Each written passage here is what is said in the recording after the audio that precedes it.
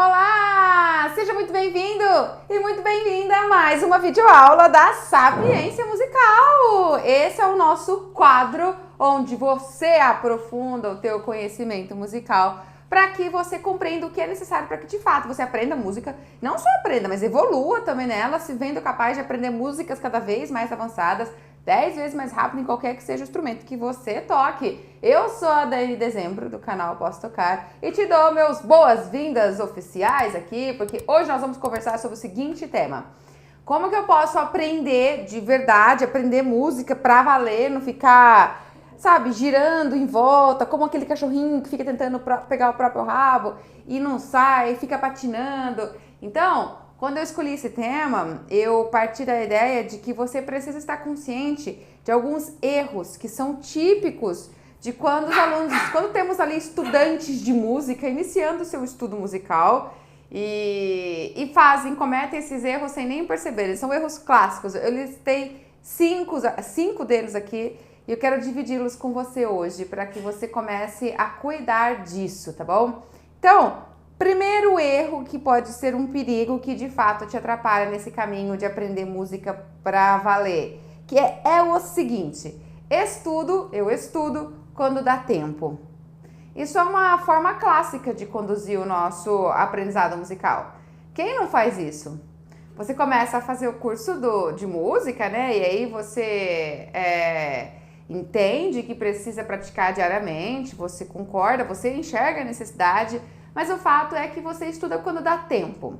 Então, às vezes dá tempo de estudar um pouquinho à noite, às vezes dá tempo de estudar um pouquinho de manhã, às vezes dá tempo de estudar um pouquinho na hora do almoço. É quando dá tempo. E sabe por que nós temos essa prática, que é um erro comum, mas é aceita como algo normal, assim, como algo fazer o quê, né? Tá tudo bem. Porque nós nos colocamos sobre a questão da motivação. Então, a gente espera... Nós esperamos a motivação vir, esperamos a gente estar disposto para que a gente consiga estudar. E o nosso dia é cheio de altos e baixos, né? Cada dia tem suas lutas próprias e suas situações para acontecerem ali, tanto profissionalmente, quanto emocionalmente, quanto nas questões familiares, enfim. E aí você fica esperando você estar bem, com a cabeça legal, tranquilo para estudar. E quando isso acontece, é uma vez ou outra. E aí também, um dia ou outro, você não tem isso. E a regularidade do estudo diário não acontece. Você precisa entender que esperar a motivação para que você construa um hábito é o seu erro mais, assim, comum e o mais perigoso. Porque se você reparar bem, as pessoas mais motivadas são as que mais fracassam. O sucesso não depende de motivação, galera. Então, para que a gente construa o nosso talento musical, é imprescindível que nós estudemos e tenhamos a regularidade do estudo diário, e isso não demanda motivação. O que é realmente imprescindível é disciplina. A disciplina gera motivação. O contrário não é verdade, motivação não gera disciplina.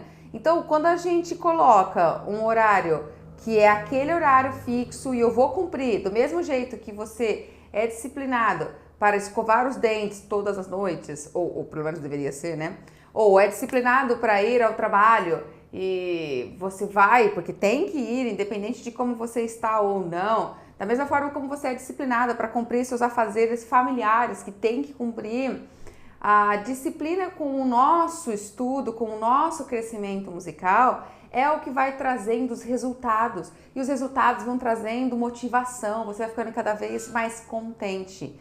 Não espere pela motivação. Então, não deixe para estudar quando dá tempo. Essa é uma prática bem perigosa e que vai te afastar de um estudo musical que de fato constrói o teu talento. Segundo erro perigoso. Você foca apenas em uma forma de aprendizado musical.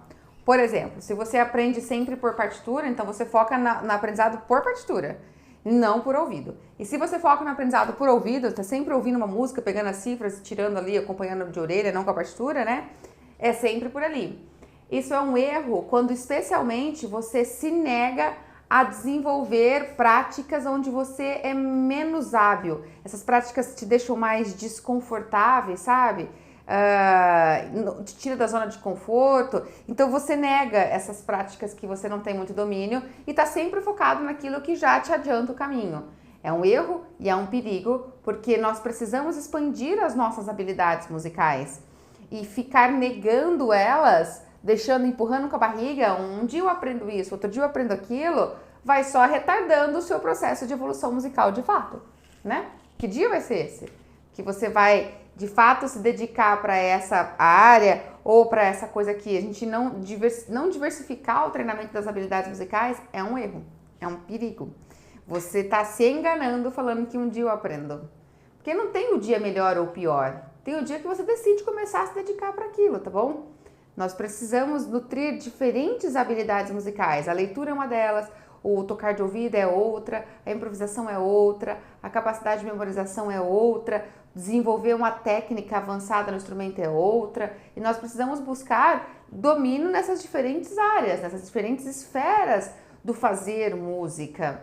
A composição é outra, enfim, a gente vai crescendo musicalmente, não é tudo de uma vez, mas a gente não pode se negar, né? Não pode rejeitar, porque isso não é muito confortável, tá bom? Terceiro erro comum que nos afasta de uma prática eficiente na música. Você não gerencia muito bem o seu tempo de estudo musical. O que eu quero dizer com isso? Você sempre estuda as coisas que você gosta primeiro e deixa as coisas mais chatas pro final do seu estudo musical. Então, tipo, eu vou tocar as coisas que eu curto primeiro, eu vou estudar as coisas que eu curto. Aquelas coisas mais difíceis, que me dão mais trabalho, que são mais chatas, fica pro final do meu estudo musical. Porém, no final do teu estudo ali, você já tá cansado, está com a mente cansada. Então, você deixa as coisas mais difíceis para quando você está com menos disposição mental, de concentração. Não faz sentido. E sabe o que acontece com esse tipo de atitude tão comum? Passa a sua semana de estudo e você volta para sua aula e fala a seguinte coisa para o seu professor: olha, só deu tempo de eu estudar isso aqui, viu? Não deu tempo de eu pegar aquele outro ali. É ou não é? Quantas e quantas vezes eu escutei isso? E quantas vezes eu fiz isso como aluna? É uma prática muito comum. Por quê? Porque, na verdade, o que está acontecendo ali é que você não sabe, como eu não sabia na época, como organizar o estudo dos repertórios mais difíceis, mais complexos, mais chatos, porque você não entende a proposta musical que está ali, você não sabe como transpor aquelas dificuldades técnicas e musicais que estão ali, então você não sabe como gerenciar metas e traçar uma rota para o aprendizado daquela música. Então você vai largando ela para o final. E no final você estuda só um pouquinho ela. E lógico, não alcança resultado. Consequência, patina no seu desenvolvimento instrumental. Poderia estar tocando coisas muito maiores, muito mais avançadas há bem mais tempo se você não tivesse essa postura. Então, gerenciar o tempo de estudo musical significa também saber estabelecer momentos para tocar diferentes repertórios, vários repertórios, não apenas aquele que você curte, não apenas aquele que você já domina, mas incluir também no começo ou no meio do estudo musical, aquele repertório que é tecnicamente mais desafiador, aquele repertório que vai fazer você crescer na técnica do seu instrumento, vai te desafiar a usar o conhecimento musical para dar suporte ao teu desenvolvimento técnico, por meio de um estudo estratégico, analítico, que eu sempre comento aqui nas videoaulas e no nosso canal, e que de fato faz com que você gerencie aquele seu tempo de estudo e não fique deixando para o último, para os 10 minutos finais, 5 minutos finais, o repertório que precisaria de bem mais tempo para que você, ou de bem mais estratégias, para que você de fato estivesse sendo capaz de desenvolvê-lo. Quarto erro, assim, comum: não fazer revisão do repertório. Nós temos a tendência de estudar, se dedicar um bom tempo naquela música X que nós estamos estudando, ou naquele estudo Y, e a gente estuda até ficar bom. E aí, a hora que fica bom, para de tocar, para de estudar. E aí, daqui um tempo, daqui um mês, 2 meses, você já não sabe mais ele novamente. Por quê? Porque você não faz revisão, você não faz manutenção de repertório que você já aprendeu. Então, gente, isso é clássico. Nossa, a minha vida toda eu fiz isso. Tocava, estudava e aprendi legal, apresentei essa música, nunca mais toco. Consequência, você está sempre formando o repertório, você nunca tem repertório pronto para uma apresentação, para tocar num sarau familiar, para tocar, você não tem repertório pronto, você está tendo sempre que estudar novamente. E você não se sente com um repertório, sabe? Aquilo que as bandas fazem, montam um repertório pro show e tem um repertório, ensaia sempre aquele repertório fica supimpa. Não temos essa prática, a gente não faz revisão de repertório, isso é um erro. Devemos, sim, no gerenciamento do nosso tempo de estudo, incluir o momento de revisão de repertório. Repertório que a gente já sabe, para manter esse repertório no dedo. Porque não tem ilusão, ele vai sair seu dedo, viu? Nossa, eu me esforcei até para aprender essa música, passou um semestre, eu já esqueci tudo. Mas é claro, isso é sinal de saúde neurológica. O seu cérebro está sendo seu amigo. Tudo que você não mantém, ele engaveta. Ele joga lá para a memorinha lá do fundo do arquivo dele e fica lá engavetada. E você não tem mais os reflexos formados.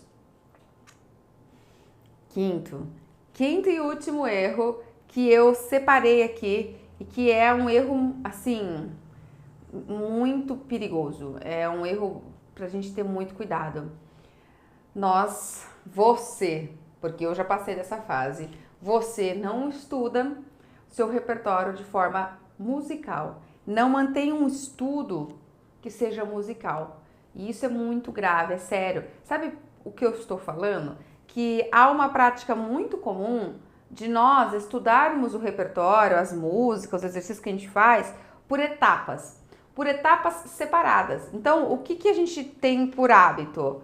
Fazer o seguinte, eu pego uma música para estudar e eu me preocupo num primeiro momento em tocar as notas certas no tempo certo. Essa é a minha preocupação. Uma vez que eu fiz isso, uau, eu já me sinto bem porque já fiz assim, a música já está quase pronta. Só depois que eu fiz isso, eu vou me preocupar, por exemplo, com a afinação. Preciso melhorar a afinação. Mas as notas já estão no tempo certo, mas elas estão desafinadas. Não, mas não tem problema, agora eu vou cuidar da afinação. Aí eu cuido da afinação. Tento, né? Aí uma vez que ficou super afinado, então eu vou me preocupar em colocar dinâmica, em colocar expressividade, em tentar trazer as articulações, o discurso mais musical.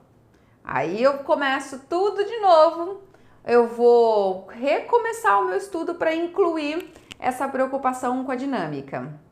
A hora que eu conseguir colocar a dinâmica, eu começo a pensar em fazer a música entrar no andamento que ela tem que ser.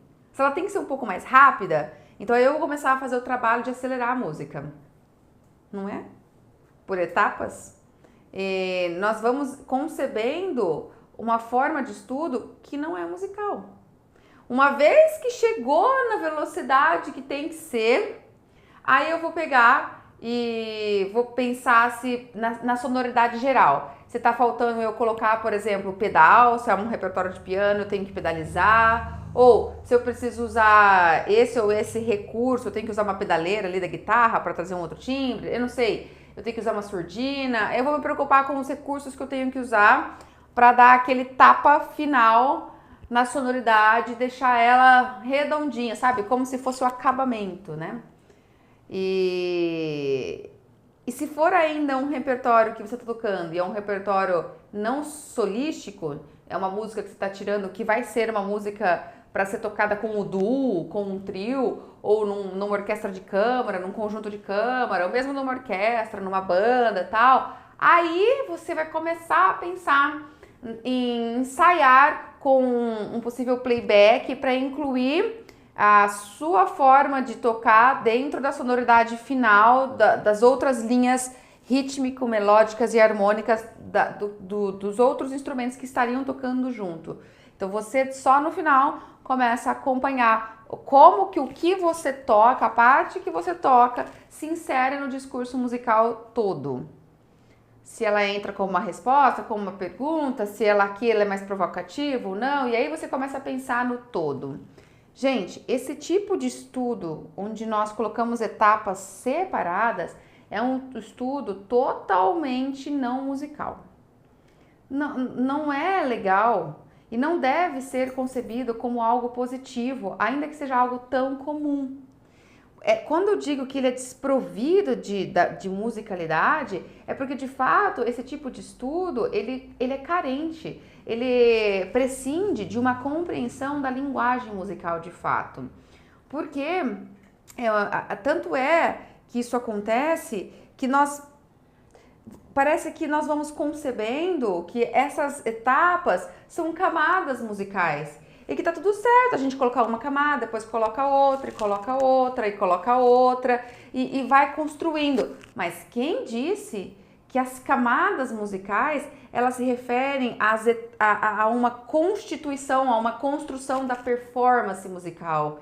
Porque a performance musical, ela tem que ser musical. O compositor, quando ele pensa uma composição, ele não pensa em colocar a nota certa e depois ele vai ver a sonoridade daquela nota. Se aquela nota ela era mais enérgica, mais cheia de intenção interpretativa, ou se era um solo mais delicado, uma resposta sublime. Ele não pensa isso só no final de tudo.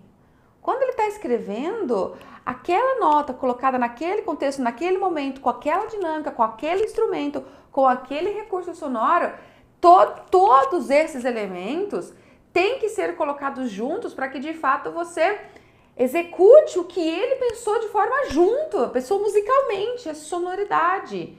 Essa separação transforma o estudo musical em algo como se fosse um curso de datilografia, onde você se preocupa apenas em colocar notas certas no tempo certo. E aí tanto é comum isso que é bem recorrente nós escutarmos também a seguinte frase: ó, essa música já está quase pronta, só falta colocar o colorido nela. Como assim? Ela não está pronta. Esse colorido, que é a dinâmica, é parte essencial do discurso musical, é parte essencial da interpretação. A música não está nada pronta.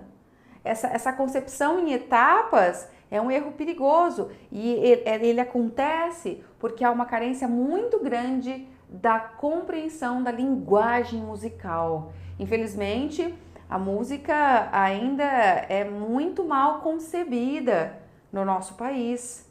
O ensino musical carece dessa compreensão da linguagem musical. Nós fazemos música e não um curso de datilografia. Nós não estamos aprendendo a fazer nossos dedos nos obedecerem para tocar a nota certa no tempo certo, como datilografia, né? Que você coloca datilografia é uma coisa que, enfim, a minha geração para trás que conheceu, né? Tinha que se preocupar em colocar o dedo certo na teclinha certa para digitar com todos os dedos. E uma vez que você aprendeu isso, tá perfeito, já não tem mais nada para fazer. Perigoso isso, bem perigoso.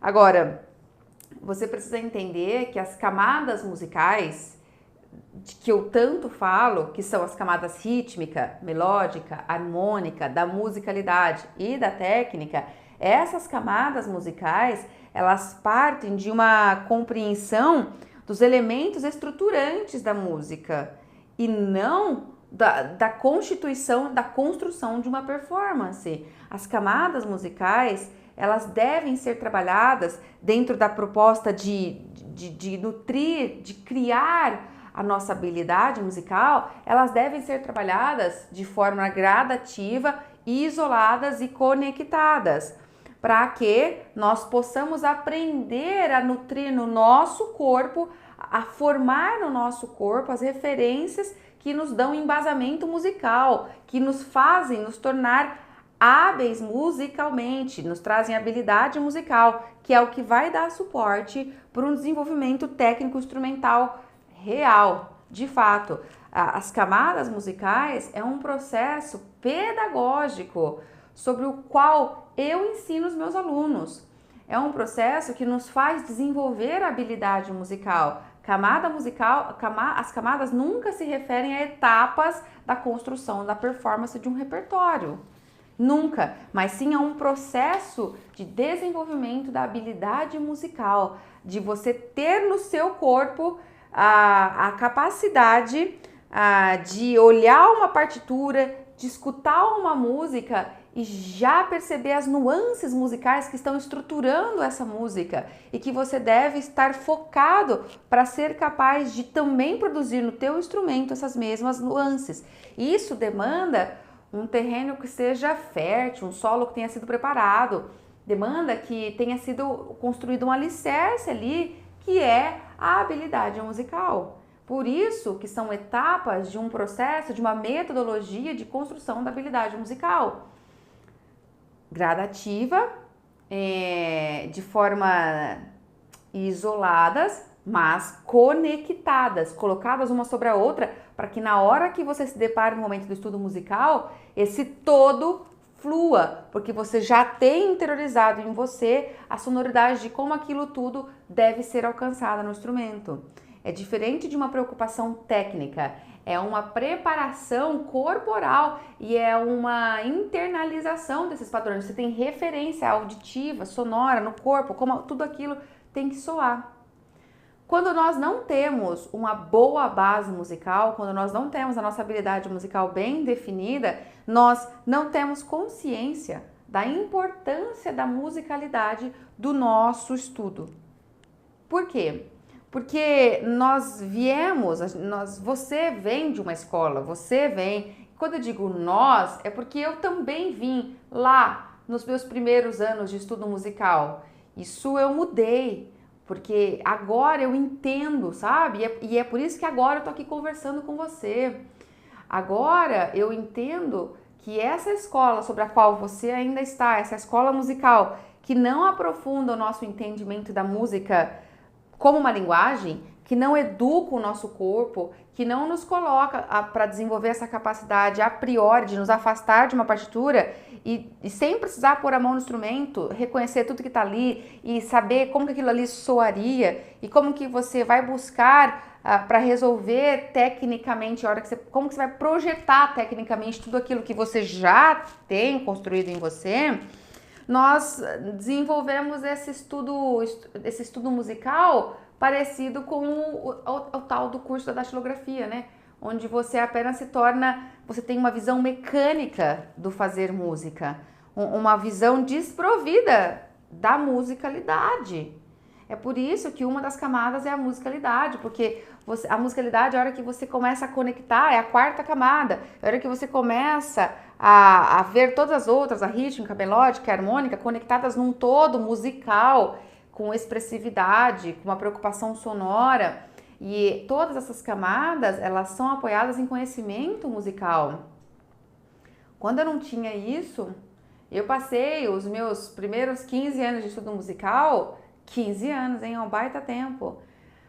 Tocando com agilidade, com dedinhos para cima e para baixo, mas tocando bem friamente, bem aquém de uma performance mais profissional, bem aquém do que a gente escuta quando a gente vai lá buscar um pianista, ou aquele guitarrista, ou aquele trompetista, que é o cara que a gente ouve e admira o que ele faz no instrumento, como é que ele faz tudo aquilo e a gente não consegue fazer. Ficamos muito aquém, porque nós parece que estamos datilografando, né? Tac, tac, tac, tac, tac, é só isso que a gente faz no instrumento. Entende? Então, não ter consciência da importância da musicalidade é fruto de um estudo que te transforma realmente em ser um decifrador de partituras. Ou uma pessoa que tem é muito capaz, é um decifrador de cadências, de progressões harmônicas e tira de ouvido rapidinho isso e toca rapidinho de ouvido isso. E a pessoa que é decifradora de partituras, como eu fui durante o meu estudo dos meus 15 anos ali, pega uma partitura e decifra a partitura rapidinho, mas é frio, tac, tac, tac, tac, tac, tac, tac, tac, tac. Porque não tinha capacidade de analisar, não tinha capacidade de entender nada que estava ali. E imagina que meu ouvido tinha formação de tudo isso internamente, que eu bati o olho e sabia como soava. Eu não. Minha preocupação é, coloque a nota certa, no tempo certo, depois você vai vir colocar dinâmica, depois você vai apressar, depois você vai colocar as articulações, depois você vai pedalizar. E olha lá se você tiver com motivação ainda para fazer tudo isso. Às vezes você abandona a música no meio do caminho, às vezes o seu professor enjoa de ficar escutando você tocar aquela música tanto tempo e ainda não tá boa. E aí o seu professor fala pra você, como falou pra mim, como eu já escutei, pelo amor de Deus, chega dessa música. Ah, vamos parar de estudar essa música? Não dá mais, eu não aguento mais, tá ruim, nem eu aguento mais. E aí, né? E aí a gente vai estudando músicas e engavetando músicas. Eu trouxe aqui uma partitura que eu queria dividir com vocês de um tema para gaita. É um método para gaita, né? Um método de gaita do autor, como é que ele chama? Phil Duncan, esse é o autor, né? Bom, e aí tem aqui essa partitura, é uma transcrição de um tema de Brahms. Originalmente não foi composto para gaita, Brahms nunca escreveu para gaita, mas enfim, é uma transcrição que está dentro do método, né? Um repertório para ser estudado na gaita. Então, você pode ver agora que vai aparecer, né? Essa é uma valsa, a valsa graciosa aí do Brahms para gaita.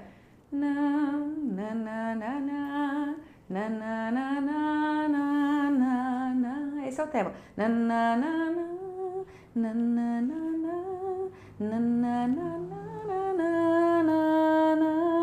Esse é o tema, tá? E aí, então, nesse sentido, né, o que seria o esperado que o aluno iria começar a ler, se preocupando com o quê? Ele vai bater o olho na fórmula de compasso, vai lá 3 tempos e vai olhar e vai começar a ler as notas. Não tem nada de errado, mas ele vai ter só essa preocupação, nota e tempo, só. Mas tem muito mais informação aí nessa partitura. De cara, tem já a dinâmica colocada ali por cima, tá vendo? Tem um pezinho ali. Além da dinâmica, tem informações de caráter. Então, logo lá em cima tem uma palavra, tem, aliás, 2 palavras, né? Terneiramente e gracioso, ou seja, ternamente e gracioso. Já é uma indicação do caráter da sua interpretação. Além disso, se você observar lá no final da primeira pauta, tem indicações de mexer no andamento para trazer expressividade. Tem o pouco crescendo, na verdade o pouco crescendo é a indicação de dinâmica, e na segunda pauta está a indicação de andamento, que é o retardando, que está ali, tá vendo? O hit, né? Ritenuto, que vai freando a velocidade, e aí volta o a tempo. Tem informações de acompanhamento harmônico, com os acordes que estão cifrados, então tem um acompanhamento harmônico ali, tem informações de articulação com as ligaduras, tem muita informação aqui, muita informação. Mas o que o aluno iria se preocupar? Qual é a nota e qual é o tempo que eu toco ela. Tem informações técnicas, que são essas setinhas aí, que é uma questão para condução técnica da gaita, no sentido de que se eu aspiro essa nota ou se eu expiro para produzir ela, enfim, aí é uma questão técnica da gaita. Provavelmente o aluno iria prestar atenção nessa questão, mas ele iria ficar dias e dias para poder lapidar esse repertório e para depois ser capaz de tocar ele como ele deve de fato soar na sua versão final. Não devemos fazer isso, não é dessa forma. Nós precisamos entender que nós temos que pegar uma música, por exemplo, essa partitura, e nós temos que colocar o nosso conhecimento musical, que foi formado por um trabalho intenso nas camadas musicais. Então a gente coloca esse nosso background de conhecimento musical a serviço de colocar já todas essas informações de uma vez. Mas, Daiane, todas as informações de uma vez, já me preocupo com dinâmica, tempo, nota, andamento, caráter, de uma vez? Mas eu não consigo fazer isso. Claro que não, porque isso só acontece se você tiver feito, se você tiver passado por um treinamento onde você desenvolveu a tua habilidade musical, onde essas questões, elas estão formadas internamente, onde você nem precisa botar a mão no instrumento para saber como soa, como seria esse caráter, o que seria conduzir um retardando, como seria fazer isso ou aquilo. Por quê? Porque esse treinamento demanda que você faça isso com o seu corpo, com a sua voz. Você vai usando o seu corpo para ensinar ele a ser expressivo. Se o seu corpo é expressivo, se o seu corpo tem isso, ele projeta para o instrumento. Se você não passou por esse treinamento, você não consegue, você vai ficar fazendo em etapas. Isso é fato. E isso demonstra que você não tem uma habilidade musical formada. Você está cuidando ou você está tendo a oportunidade de aprender apenas sobre a habilidade instrumental, que é uma das camadas. Nós temos outras 4 camadas a serem trabalhadas que formam a nossa habilidade musical, como eu te falei, rítmica, melódica, harmônica e da musicalidade. É isso que é dessa forma que eu consegui os melhores resultados com os meus alunos. A partir do momento que eu comecei a entender que tudo tem que passar por um processo de formação, de vivência do corpo e de formar essa habilidade musical, aí sim eu consegui perceber os meus alunos extraindo o melhor possível, entendendo a música, usando a música não apenas como a capacidade de tocar aquele instrumento, mas usar a música como um recurso de expressividade, até compondo, improvisando, desenvolvendo outras habilidades por meio da música, entendendo a música mesmo, não sendo apenas capaz de tocar aquele instrumento. Porque quando a gente é apenas capaz de tocar aquele instrumento e não consegue ter nenhuma outra versatilidade com a música, significa que nós nutrimos a habilidade instrumental, mas não entendemos de música para valer. Não somos capazes de criar uma introdução, de fazer uma nova versão, porque a gente não consegue, a gente é um decifrador de partituras ou de cadências e progressões que fazem tirar rapidinho lá uma música de ouvido. Entende? Ah, Dani, mas então eu tenho vários livros aqui em casa e eu tô estudando, sabe? Eu vou estudando todos esses livros e esses métodos de teoria e de harmonia e vou construindo meu conhecimento musical. E eu sei que então eu vou começar a conseguir alcançar resultados diferentes, concorda? Eu concordo em partes, porque livros a gente tem um monte, e graças a Deus que nós temos vários e vários livros e que o conhecimento é acessível. No entanto, o livro não conduz esse treinamento da habilidade musical. O livro te dá conhecimento musical, mas um conhecimento às vezes cerebral, conceitual, mas não te forma a vivência musical. Ele não te coloca numa trilha, numa rota para que você forme internamente esses padrões de referência que eu tô falando. Isso não há, porque essas questões das camadas musicais, isso é a forma como eu desenvolvi para trabalhar e para trazer essa metodologia de trabalho com os alunos que me acompanham. Isso você não encontra em livros. Você encontra livros de teoria, onde você vai aprender sobre escalas, e claro que é a base, mas você não vai ter a condução, é difícil. O livro sozinho não forma a vivência, e essa é a essência do que eu falo aqui, a vivência musical, que cria em você esses padrões que te preparam para agir diferente diante do instrumento. Ah, Dani, mas eu tô estudando por conta, eu vou continuar estudando por conta. Cara, estudar por conta é louvável e tem os seus méritos e eu não desmereço isso de forma alguma. Só que a gente tem que estar consciente que estudar por conta, fazer um processo onde você vai caminhando rumo a isso sozinho, te coloca na difícil busca por uma trilha, por uma rota que ninguém tá te mostrando. Você que tem que buscar essa rota, esse caminho para construir tua habilidade musical. Os livros não vão te dar isso, eles vão te dar conhecimento. E muitas vezes conhecimento intuitivo, cerebral. E é péssimo porque distancia da prática, sabe? Não aplica na prática. Mas tem um fator que acontece muito. Nesse processo de descoberta do caminho, da rota, você percebe lá na frente que você pegou um atalho errado. E você percebe porque você fica com alguma lacuna que te trava, você não consegue fazer algumas coisas no instrumento, e aí você percebe. E aí você volta, e você tem que voltar para recomeçar, para nutrir essas lacunas, para preencher essas lacunas.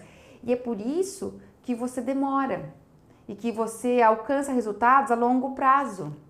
Ah, Dani, eu não tenho pressa de alcançar resultado. Mais ou menos.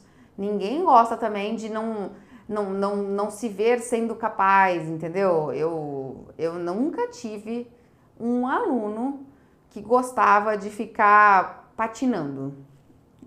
Ninguém gosta, não é uma questão de pressa, é porque ninguém gosta, né? A gente não quer ficar patinando, vamos lá, né? Porque dói, né? Ficar errando, não conseguindo, a frustração incomoda. Então, mais ou menos. A gente precisa sempre pensar, você precisa estar sempre atento em como está a sua relação com o teu instrumento. Fica atento como é a sua relação com o estudo e com a prática diária do seu instrumento. Se você se pega estudando apenas quando dá tempo, se você foca apenas numa forma de conceber ali seu estudo, ou sempre lendo, ou sempre tirando de ouvido, ou sempre só praticando improviso, é uma forma, você nega as outras, você deixa para depois. Se você não gerencia bem o seu estudo e deixa as coisas mais difíceis sempre pro final, e aí conclusão, você consegue estudar só um pouco na semana, sabe? Nunca dá tempo de estudar o que você deveria ter estudado. Se você nunca faz revisão de repertório, você está sempre patinando em formar novo repertório, nunca tem um leque de repertório. E se você estuda de forma não musical, concebendo o seu estudo em etapas, na verdade, etapas como se fossem etapas saudáveis, né? Eu vou construindo a performance em etapas, mas isso, na verdade, tá retirando, tá desprovendo, tá tirando ali, não tem musicalidade no teu estudo. Isso é muito perigoso. Então fique atento à forma como você está se relacionando com o seu estudo diário, porque se você se identifica tendo esses pequenos pecadinhos, isso já é um sinal para que você pare, repense, porque você precisa voltar à rota e precisa organizar melhor. Porque se você não faz isso agora, uma hora ou outra você vai fazer, daqui a um tempo, e vai fazer com frustração, né? Então já fique atento, é melhor. Essa é a minha dica valiosa de ouro para você que tá aí pensando como que eu aprendo música pra valer, sabe? Aprender música mesmo. Se a música é para todo mundo e você sempre fala, Dani, que o talento é algo que a gente constrói, o talento musical, não é nato. Como não é, como já é comprovado, é que essa questão do dom nato não existe. Vocação para seguir isso como profissão é outra coisa. Agora, dom nato, a música é uma habilidade. Se fosse dom nato, você não precisava se esforçar. E por melhor que o músico seja, pega um músico super virtuoso que você conhece, vê se ele não gastou horas de estudo. Se fosse dom nato, eu não precisaria gastar. É nato, é que nem a cor do meu cabelo, não precisaria fazer nada, é nato, entendeu? Então, se o talento não é nato, se a gente constrói, por que algumas pessoas patinam e não aprendem música para valer? Porque há sinais de posturas, de erros que estão sendo cometidos e que ninguém te avisou, mas eu tô te avisando. Aqui você teve alguns deles, tá bom? Eu espero que você tenha gostado. E se você já gostou, já deixa o seu curtir aí. Comenta, curte, ajuda o canal, compartilha. Leva esse conteúdo para que mais pessoas possam despertar para isso. Estejam atentas e conscientes desse perigo, tá bom? Isso evita dor de cabeça no futuro e faz com que nós consigamos nos sentir melhores, tocando logo o nosso instrumento, 10 vezes mais rápido. Porque esse é o nosso potencial real de aprender músicas mais avançadas 10 vezes mais rápido do que você sabe fazer em qualquer que seja o teu instrumento. Combinado? A gente se encontra nas próximas videoaulas aqui da Sapiência Musical, hein?